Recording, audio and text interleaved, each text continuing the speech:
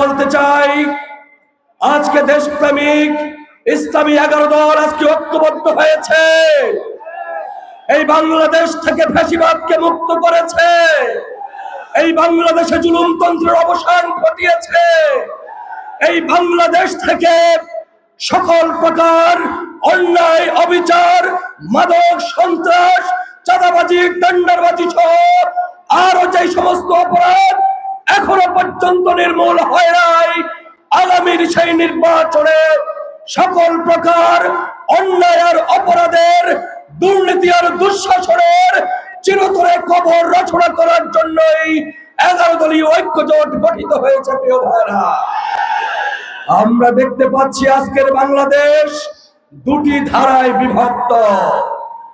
একটি হচ্ছে বাংলাদেশ পন্থী, আর একটি হচ্ছে ভারত পন্থী।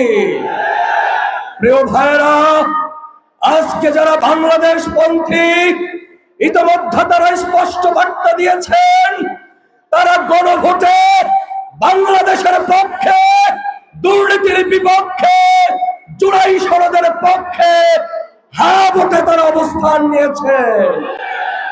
অপর পক্ষে দিবালোকের মতো স্পষ্ট, যারা এই বাংলাদেশের দুর্নীতি চিরতরে বন্ধ হোক এটি যারা চায় না, এই বাংলাদেশের আধিপত্যবাদী শক্তি চিরতরে এই দেশ থেকে নির্মূল হোক এটি যারা চায় না, এই বাংলাদেশ থেকে চিরতরে সমস্ত প্রকার অন্যায় আর জুলুমতন্ত্রের অবসান ঘটিয়ে সেখানে একটি ইনসাফের বাংলাদেশ বিনির্মিত হোক এটা যারা চায় না, তারা না ভোটের পক্ষে অবস্থান নিয়েছে। বরং আমরা দেখেছি এই নির্বাচনে, বিগত সকল নির্বাচনে যেখানে ঋণ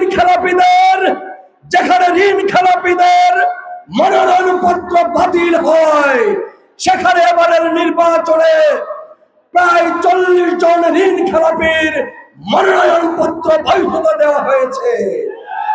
আমরা বিগত দিনে দেখেছি এই দেশটাকে লুটপাটের রাজত্বে পরিণত করে দেওয়া হয়েছে, ব্যাংকগুলিকে দেউলিয়া করে দেওয়া হয়েছে।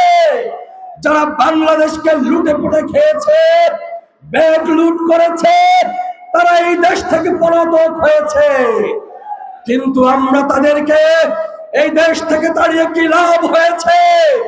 নির্বাচন কমিশন তাদের মনোনয়নপত্র বৈধতার মাধ্যমে আবারও সেই ব্যাংক লুটেরাদেরকে এই দেশের ক্ষমতার সিঁড়িতে বসানোর জন্য বন্দোবস্ত করেছে। প্রিয় ভাইরা, আমরা বলতে চাই, এদেশের ছাত্র জনতা দেশের সবকটি বিশ্ববিদ্যালয়ে লাল কার্ড দেখিয়েছে ইতিমধ্যে, প্রবাসী রেমিটেন্স যোদ্ধারা ইতিমধ্যে লাল কার্ড দেখিয়েছে। সুতরাং ঋণ খেলাপিরা যারা ইতিমধ্যে ব্যাংকের টাকা লুটকারী হিসেবে চিহ্নিত হয়েছেন, আগামী নির্বাচনে তাদেরকেও জনতা লাল কার্ড দেখাবে ইনশাআল্লাহ।